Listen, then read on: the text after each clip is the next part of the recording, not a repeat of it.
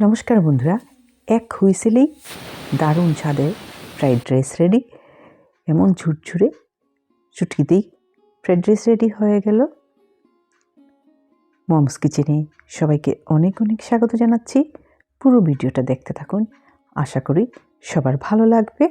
ভালো লাগলে অবশ্যই একটা লাইক আর চ্যানেলটাকে সাবস্ক্রাইব করার অনুরোধ রইল। এখানে পোলাওয়ের চাল নিয়েছি।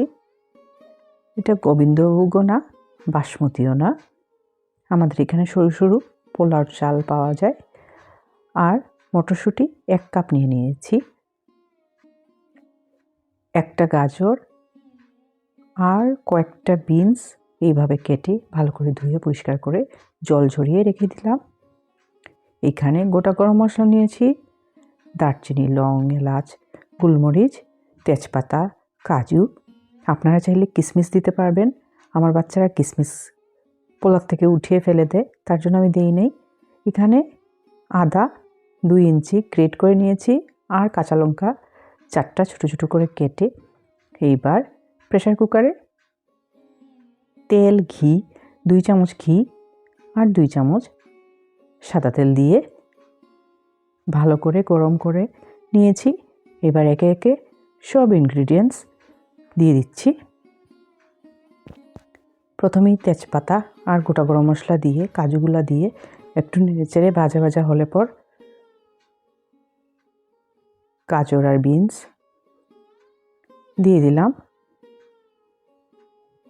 এবার মটরশুঁটিগুলোও দিয়ে দিলাম। গ্রেট করে রাখা আদা আর কাঁচা লঙ্কা কুচি দিয়ে একসাথে নেড়েচেড়ে একটু হতে দেব। স্বাদ মতো লবণ দিয়ে দিচ্ছি। আমি এখানে 1.5 চামচের মতো লবণ দিয়েছি। চাল আমি 2 কাপ নিয়েছিলাম।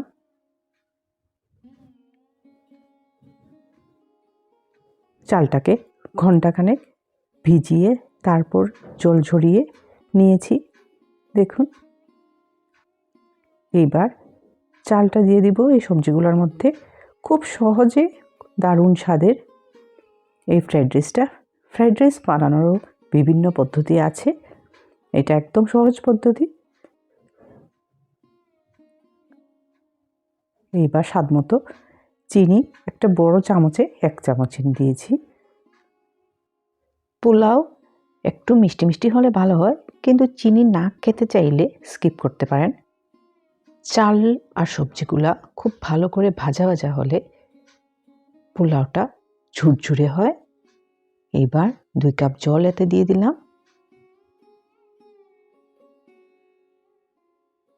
দেখুন, এই পরিমাণে জল দিয়েছি, একটু গায়ে গায়ে। জলটা চাল বুঝেই দিতে লাগবে। এইবার প্রেসার কুকারে ঢাকনাটা লাগিয়ে দিলাম। একটা হুইসেলের অপেক্ষা। হুইসেল দিয়ে দিয়েছি। এবার ফ্লেমটা অফ করে দেব আর ঢাকনাটা খোলার অপেক্ষায় রইলাম।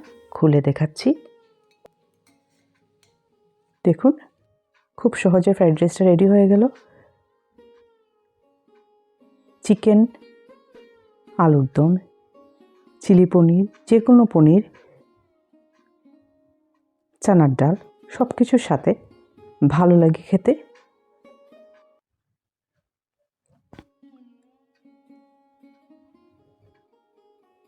চট করে দারুণ স্বাদের ফ্রাইড রাইস রেডি হয়ে গেল। সার্ভ করে দিয়েছি। সবাই খুব খুব ভালো থাকবেন, সুস্থ থাকবেন।